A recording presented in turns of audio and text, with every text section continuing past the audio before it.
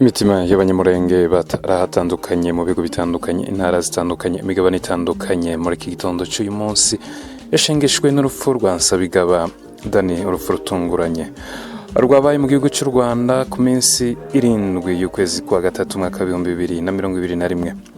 Dani abari kumwe nawe ejo bari kumwe mu masaha y'umugoroba, ndetse ibyamenyekanye nuko Dani kontake itanga urufunguzo rw'imodoka ye rwaje kubura mu buryo nabwo butarasobanuka.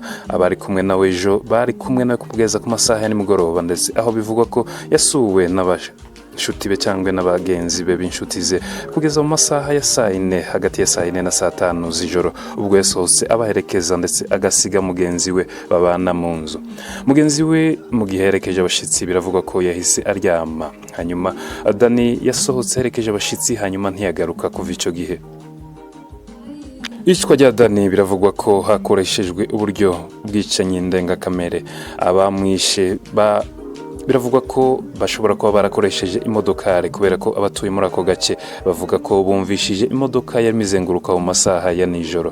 Ikindi kandi nuko bashobora kuba baramujanye bakagira aho bamwicira, hanyuma bakagarura umurambo bawushira hafi y'aho atuye mu kibuga bakiniramo cyangwa ikiwanja bakiniramo, hanyuma bamushira ku ipoto.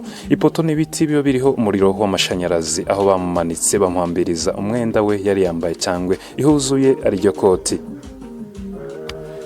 Nyakwigendera Dani Nsabigaba akaba yaramaze imyaka igera muri 2 yubatse urugo cyangwa ashatse. Akaba yarashatse umukobwa wari uvuye muri Leta Zunze Ubumwe za Amerika. Hanyuma uyu mukobwa kandi cyangwa umudamu we biravugwa ko hari hashize gusa iminsi itari myinshi aje kumusura muri icyo gihugu cy'u Rwanda, aho yaratuye mu gace ka Nyamata.